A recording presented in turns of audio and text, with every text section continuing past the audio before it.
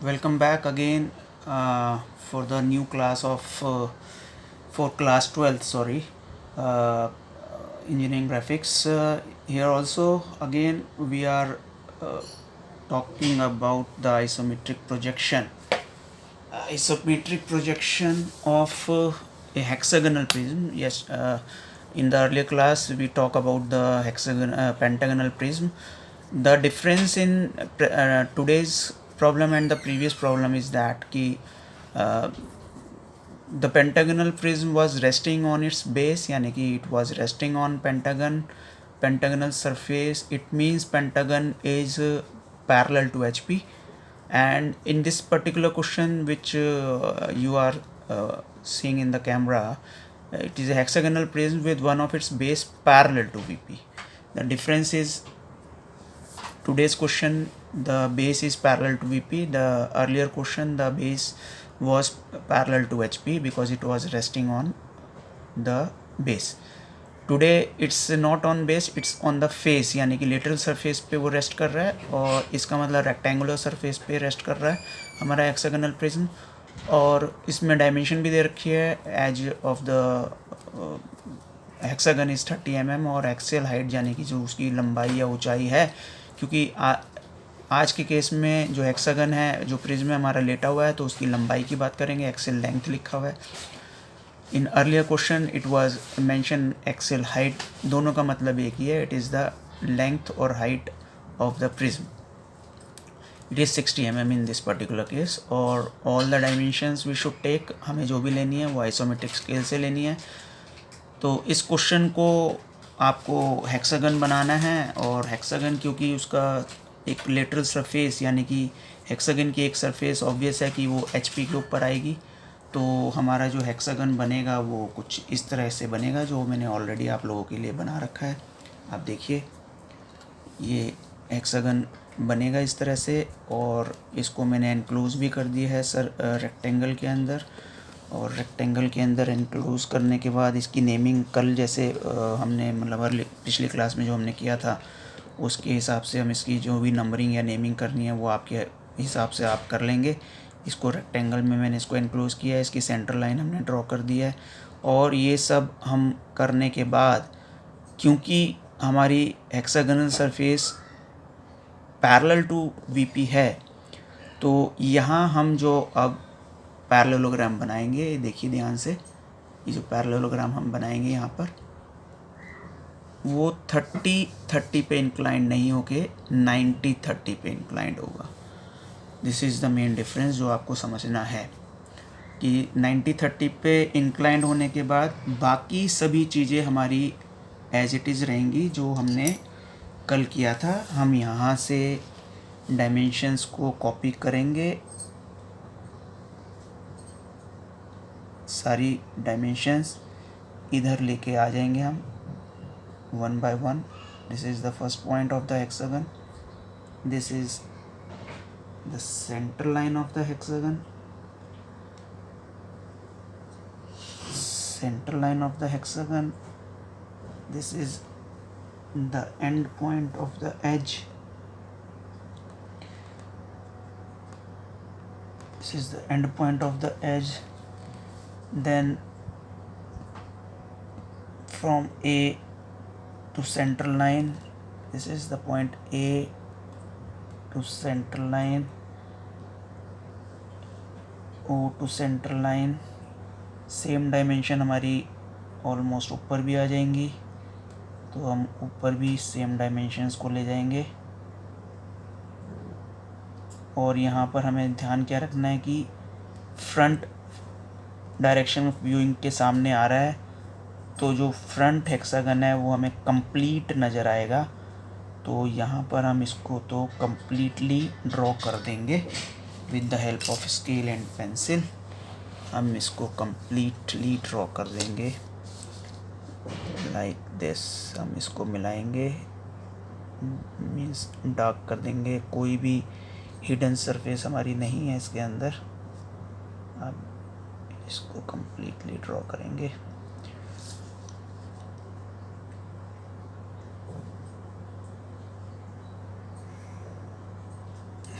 Like this.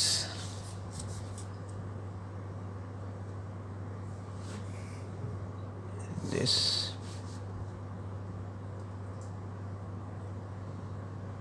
and this,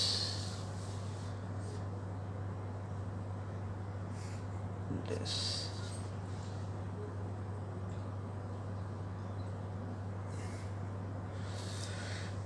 कोशिश ये करेंगे जब भी वीपी वाली वो आएगी डायरेक्शन ऑफ व्यूइंग को हम यहीं पे रखने की कोशिश करेंगे। इस सरफेस हमें पूरी नज़र आएगी, जो बेस वाली जो सरफेस है वो हमें पूरी नज़र आएगी। अब द प्रिज्म का कंप्लीशन वाला पार्ट, तो मैंने यहाँ पे देखिए इस तरफ वाला भी जो 30 का इंक्लिनेशन है उस पर मार्किंग कर रखी है, ये मार्किंग मैंने यहाँ पे कर रखी है। तो जो हमारी थर्ड लाइन जाएगी, जो इसकी डेप्थ जाएगी, वो यहाँ से जाएगी और यहाँ से जाने के बाद इसकी जो लेंथ लूँगा मैं 60, आइसोमेट्रिक स्केल से 60 की लेंथ ले लूँगा मैं, और इसको यहाँ पे रखते हुए मार्किंग कर लूँगा मैं और इसको मिला दूँगा। नो, ये इसको मैंने मिला दिया। अब मिलाने के बाद अगेन बॉक्स कंप्लीट करना है हमें। बॉक्स कंप्लीट करने के लिए हम रोलिंग रूलर को लेके आएंगे।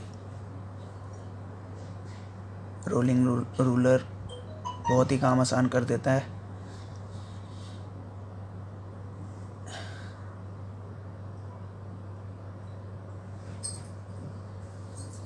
यहाँ से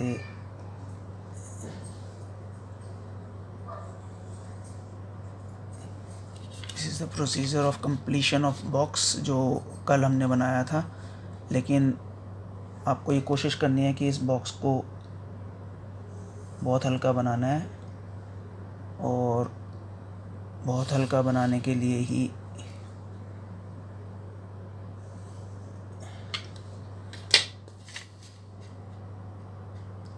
यहाँ से भी इस बॉक्स को पीछे ले जाके, क्योंकि पीछे का कुछ दिखना नहीं है तो मैं नीचे की तरफ बॉक्स को कंप्लीट नहीं कर रहा हूँ।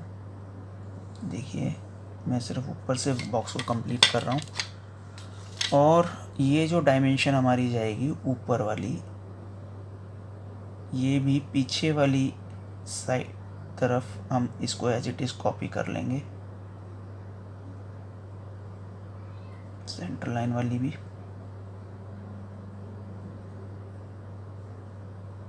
और एंड वाली भी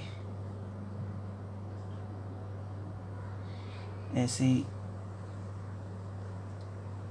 इस तरफ से ये जो सेंटर लाइन है इसको भी हम मार्किंग कर लेंगे, और पीछे भी नीचे की तरफ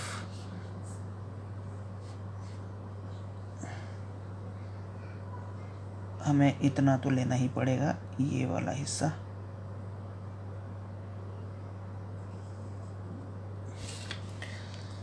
दिस, तो अब हम यहाँ पर हम पीछे का जो सरफेस हमें नज़र आनी है उसको डार्क कर लेंगे।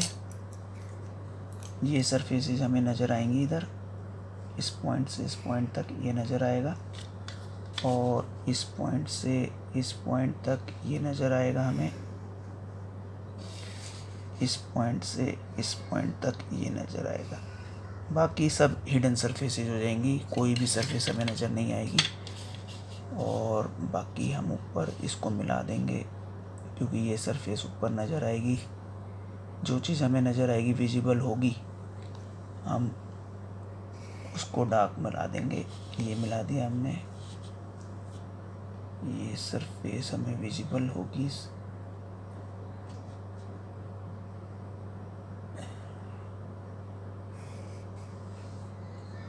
और ये साइड वाली सरफेस भी हमें विजिबल होगी। No other surface will be visible, and ये नीचे वाली सरफेस भी हमें विजिबल होगी।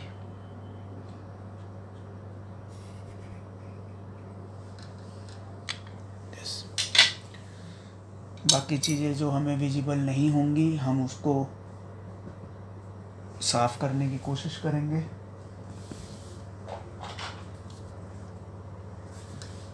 ये विजिबल है, ये विजिबल है। इसके अंदर अभी एक छोटा सा काम रहता है, वो पहले मैं आपको इरेज कर दूं सब चीज़ें जो हमें विजिबल नहीं है। ये बॉक्स इमेजिनरी बॉक्स होता है हमारे लिए, तो हमें इसको कोशिश करनी है कि धीरे धीरे प्रैक्टिस में लाना है कि हमें नज़र बनाना ना पड़े या बहुत ही लाइट बनाना पड़े।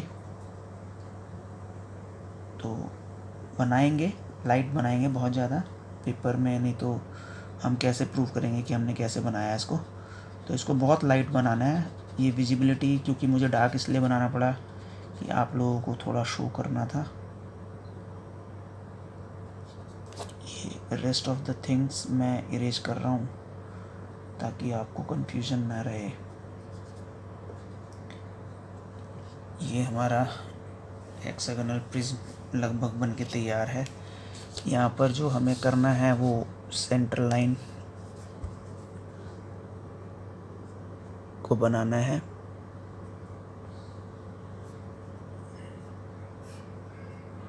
ये सेंटर लाइन, इधर भी सेंटर लाइन बनानी है।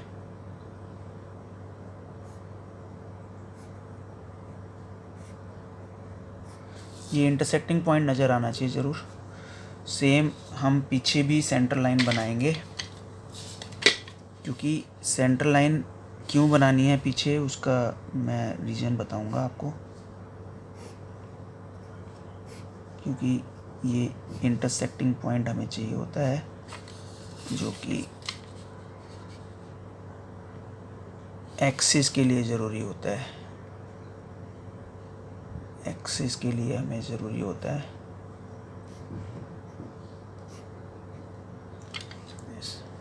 ये जो पॉइंट ऑफ इंटरसेक्शन आया इसको हम मिला देंगे।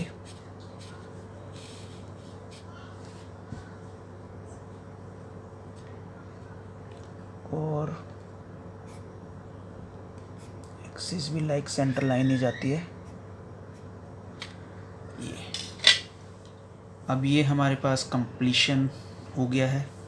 अब कंप्लीट होने के बाद हम इसकी डायमेंशनिंग करेंगे। डायमेंशनिंग करने के लिए कल मैंने आपको बताया था कि इन्हीं लाइंस को अगर हम थोड़ा सा एक्सटेंड कर दें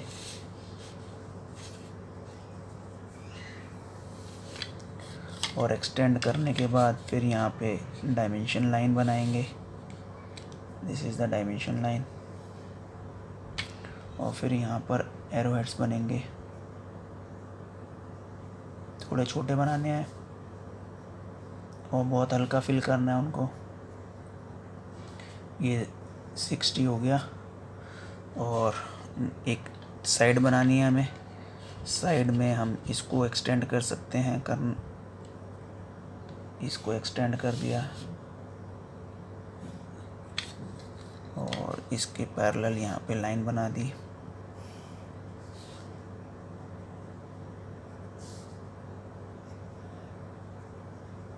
डायमेंशनिंग हम फ्रंट से पढ़ पाएँ इसलिए हम इसको इस तरह से करेंगे कि और डायमेंशन लाइन के ऊपर ही डायमेंशन लिखनी है आपको।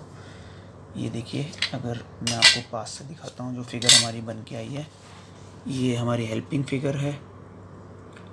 हेल्पिंग फिगर के बाद में ये हमारी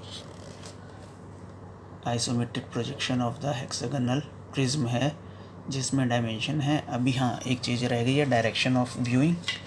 डायरेक्शन ऑफ व्यूइंग के लिए हम ये जो हमारी लाइन जाती है इसी के पैरेलल यहाँ से डायरेक्शन ऑफ व्यूइंग का सिंबल भी एरो प्लस F लिख देंगे इसके अंदर।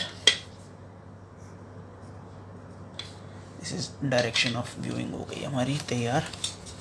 अब आप देखिए, ये हमारी सेंटर लाइन, पास से देखिए सेंटर लाइन में ये जो हमारा बीच में इंटरसेक्टिंग पॉइंट है ये नज़र आना चाहिए। Small dash big line, small dash big line, ये सेंटर लाइन है। हमारा हेक्सागन डार्क होना चाहिए, ये रेक्टेंगल लाइट होना चाहिए। ऐसे ही फिर हम जब यहाँ जाएंगे तो ये बॉक्स मैंने मिटा दिया है, वैसे मिटाना नहीं है आपको, लाइट क्योंकि मैंने डार्क बनाया था, लाइट बनाना है इसको जितना लाइट हो सके। और क्योंकि वीपी के पैरेलल थी तो हेक्सागन हमारा 90 और 30 के बीच में आएगा और पीछे की लेंथ रेस्ट 30 पे चली जाएगी। और होपफुली आपको ये समझ में आ गया होगा projection of isometric projection of A hexagonal prism in different condition. तो प्रिज्म हम बनाएंगे, याद रखेंगे कि जो सर्कुलर बेस होते हैं, जैसे सिलेंडर, और सिलेंडर की बात करते हैं अभी प्रिज्म में हम, तो सिलेंडर की प्रैक्टिस ज़रूर करेंगे क्योंकि cylinder is an important topic. तो आप लोग सिलेंडर का भी बनाएंगे दोनों कंडीशन में। एक कंडीशन और होती है इसमें, दिस इज़ जो कंडीशन हमें ध्यान रखनी है कि यहाँ पर हमारा अगर हम देखें तो द एक्सिस, जो एक्सिस है इसकी वो परपेंडिकुलर टू वीपी है। एक कंडीशन, थर्ड कंडीशन होती है जो एक्सिस होती है वो parallel to VP and HP दोनों हो जाती है। तो वो एक कंडीशन और है, उस केस में ये फेस इधर आ जाएगा और लेंथ इधर चली जाएगी। ये जो फेस हेक्सागन है वो इस तरफ आ जाएगा और लेंथ उस तरफ चली जाएगी, पीछे राइट हैंड साइड की तरफ। तो उस केस में वीपी के पैरेलल ये एक्सिस चली जाती है। तो वो आप प्रैक्टिस करेंगे, नहीं आएगा तो आप में से पूछेंगे। और इसी के साथ अगर पसंद आए तो लाइक ज़रूर करें, क्योंकि आपकी व्यूइंग तो ज़्यादा हो रही है, लाइक नहीं मिल पा रहे हैं। तो इसका मतलब या तो आपको मेरी क्लासेस पसंद नहीं आ रही हैं, और अगर पसंद आ रही हैं तो लाइक ज़रूर करें। और सब्सक्राइब इसलिए करना ज़रूरी है कि आपको टाइम टू टाइम मेरे वीडियोस का पता चलता रहे। Thank you, all the best, try hard, work hard to score good marks.